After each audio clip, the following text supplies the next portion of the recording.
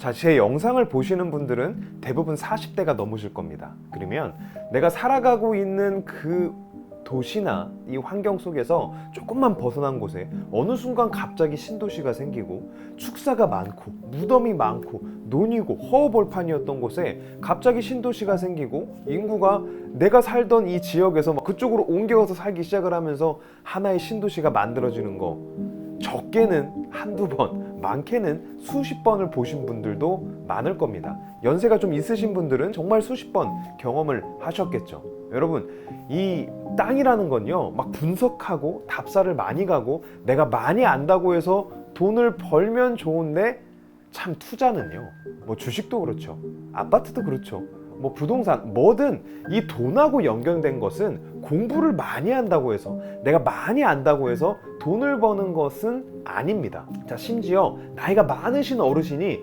돌아가셔서 확인을 해보니까 어마어마한 땅을 갖고 있고 어마어마한 재산을 갖고 있는 경우들이 참 많습니다. 여러분, 이것들은 무엇을 뜻하냐면 투자는 그냥 선택의 영역이라는 겁니다. 내가 어느 정도 좋은 입지에 땅을 사놓고 기다리면 돈을 번다는 거예요. 대신 전제 조건이 붙죠. 인구가 유입될 수 있고 인구가 확장될 수 있고 산업이 일어날 수 있고 정부에서 그 지역에 무언가 하는 액션이 있는 지역, 그런 지역이라면, 호재가 있는 지역이라면 돈이 빠져나갈래야 빠져나갈 구멍이 없다는 겁니다.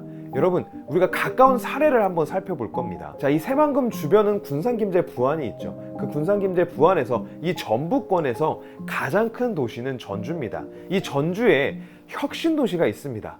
많은 분들이 알고 계실 겁니다. 뭐 전국에 한 10여 개 정도의 혁신도시가 있죠. 이 전북에는 전주 혁신도시가 있는데요, 항공사진에서 찍은 2008년도의 모습입니다. 이 모습을 확인하게 되면요, 아무것도 없습니다.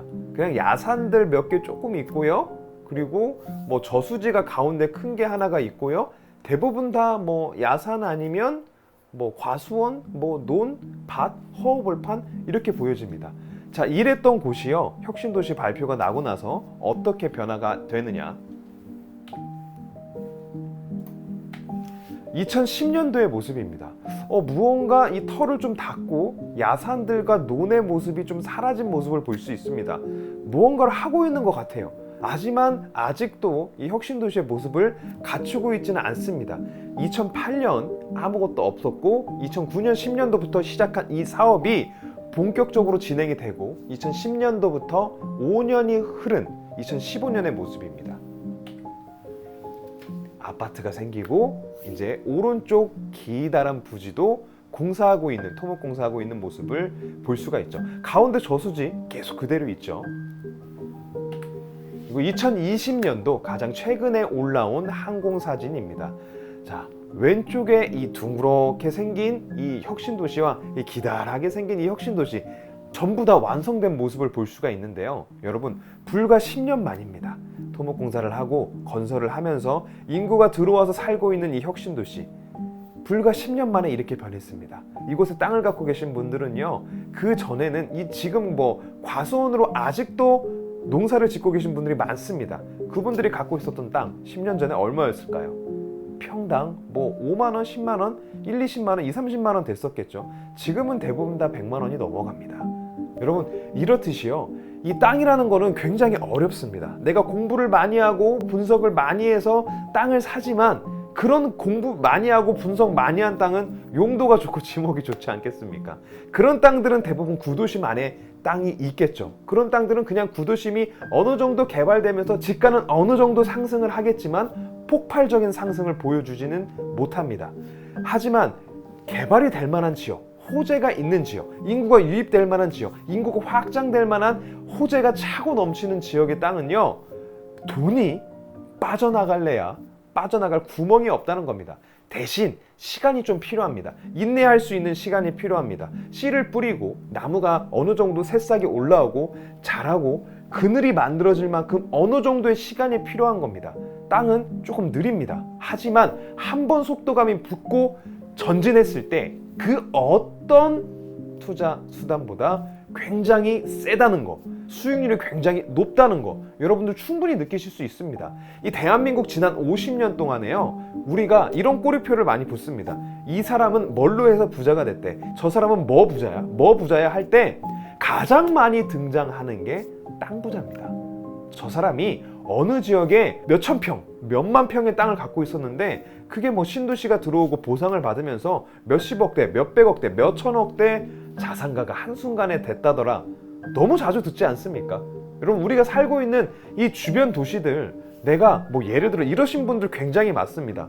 내가 이곳에 땅을 갖고 있었습니다. 한 5년 갖고 있었어요. 전혀 기미가 보이지 않습니다. 아우 지긋지긋해. 그냥 팔아버려. 그리고 뒤도 안 돌아보고 팔아버리고 다시는 그 지역에 가지 않습니다. 그러다가 어느 순간 운전을 하다가 그 곳을 가다 딱 보면 신도시가 돼 있어요. 땅값이 어마어마하게 올라가 있습니다. 여러분, 이런 경험들은요 40대가 넘으신 분들, 5, 60대 대부분 한두 번씩 여러 번 갖고 계신 분들이 대부분 많습니다. 여러분, 이렇듯이요 땅이라는 거는 사놓고 인내하고 기다릴 수 아는 사람한테 돈을 줍니다. 여러분, 아파트가 굉장히 급속도로 상승했습니다. 2016년부터 시작해서 2022년도까지 굉장히 많이 상승하다가 요즘 다시 꺾이고 있죠. 여러분, 영원한 상승장이 있습니까? 영원히 올라가는 장이 있습니까? 아파트는 그렇지 않습니다. 하지만요, 아파트 값이 떨어지고 있는 이 지금도 땅값은 올라가고 있습니다. 왜냐? 아파트는요 파생 상품입니다. 땅 위에 건물을 올려서 아파트가 되기도 하고요, 땅 위에 건물을 올려서 상가가 되기도 하고요, 땅 위에 건물을 올려서 창고가 되기도 합니다.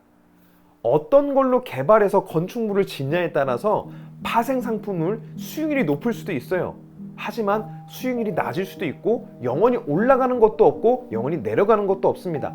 이게 땅 위에 짓는 파생 상품의 단점입니다. 아파트, 상가, 뭐 오피스텔, 창고 말할 것 없죠. 하지만 땅이라는 건요 무한하지 않아요. 만들어낼 수가 없습니다. 그렇기 때문에 계속해서 상승을 하고 있다는 거죠. 이거는 제가 뭐 데이터를 여러분에게 보여드리지 않아도 너무나 우리가 주변에서 쉽게 알 수 있는 겁니다. 명동의 가장 비싼 땅 한 평이 6억입니다. 예전에 얼마였을까요? 몇십만 원, 몇백만 원이었겠죠. 그게 상승하면서 지난 50년 동안 땅 한 평에 6억까지 올랐습니다. 그렇듯이요, 땅이라는 것은 건물값은 내려갈 수 있으나 땅값은 계속해서 올라간다는 겁니다. 땅에 투자하는 것을 굉장히 많이 고민하시는 분들이 있습니다. 공부도 많이 하고 분석도 많이 하고 답사도 많이 해요. 근데 답답합니다. 어디가 어떻게 개발될지 도무지 알 수가 없습니다.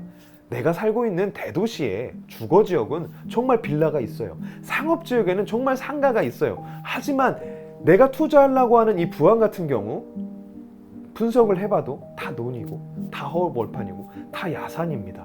어디가 어떻게 개발이 될지 아무도 몰라요. 그래서 내가 용도만 놓고 따지다 보면 와, 내가 이런 땅을 1, 2억, 2, 3억, 5, 6억 주고 사야 되나 고민이 되다 보면 포기하게 되죠. 여러분, 이렇듯이요, 이곳은 싸고 넓은 거, 입지가 좋은 거, 신도시가 개발될 만한 가능성이 큰 거, 용도를 따지기 전에 입지가 어느 정도의 입지냐, 정말 이런 큰 땅이 이렇게 개발될 수 있는 바운더리가 넓은 신도시가 될 만한 그런 땅을 내가 사놓고 기다리는 겁니다. 하지만 어디가 어떻게 개발될지는 알 수가 없습니다. 저는 그것을 안다고 하면 벌써 수백억대 부자가 되어 있겠죠. 여러분, 어느 정도의 입지에 어느 정도의 땅, 올라갈 만한 가능성이 있고 호재가 넘치고 인구가 유입되고 확장될 만한 가능성이 큰 지역의 땅, 돈이 빠져나갈래야 빠져나갈 구멍이 없다는 겁니다. 이래서 땅이 어렵다는 겁니다. 근데 반대로 한번 생각을 해보면요, 이래서 땅이 쉽습니다. 인구가 유입될 수 있고 호재가 넘치고 정부에서 무언가 하려고 하는 지역의 땅은 그냥 입지가 어느 정도 좋으면 그냥 사놓으면 됩니다. 그리고 기다리면 돼요. 끝입니다. 이렇게 땅이 쉬워요. 근데 그 쉬운 걸 어렵게 자꾸 생각을 하려고 해요. 공부를 하려고 하고 분석을 하려고 그러고 답사를 많이 합니다. 그리고 막 후보지를 수백 개를 봐요. 집원을 수백 개를 봐요. 그래서 결정이 됩니까? 안 됩니다. 어느 정도 입지가 좋고 어느 정도 평수가 넓고 내가 납득할 만한 평당 단가라고 그러면 사면 돈을 법니다. 매년 공시지가는 올라가고요, 인구가 유입되는 지역이라면 계속해서 땅값은 올라갑니다. 여러분, 제주도 인구가 10만 명 늘어나면서 적게는 아무리 조금 올라간 땅도 두세 배, 세네 배는 그냥 기본으로 올라갔고요. 10배, 20배 올라간 땅들 굉장히 많습니다. 근데 그 입지가 좋았나요? 제주시였나요? 서귀포시였나요? 그 안에, 도심 안에 콕 박힌 땅들이 그렇게 올라갔나요? 아니에요. 허허벌판인 땅, 논이었던 땅, 야산이었던 땅, 어느 정도 입지가 좋고 경치가 좋은 땅들은 그냥 다 올라간다는 겁니다. 그래서 땅이 쉽기도 하고 어렵기도 하다는 겁니다. 여러분의 선택입니다. 어렵게 생각해서 땅을 할지, 쉽게 생각해서 땅을 할지 여러분의 선택입니다. 선택하는 자는 결과가 있습니다. 하지만 선택하지 못하는 자, 고민하다가 포기하는 자에게는 어떠한 결과도 일어나지 않습니다. 오늘 이 영상을 통해서 여러분이 땅에 대해서 조금 더 쉽게 생각하실 수 있으면 좋겠습니다. 부안에서 뵙겠습니다. 감사합니다. 부안보안관이었습니다.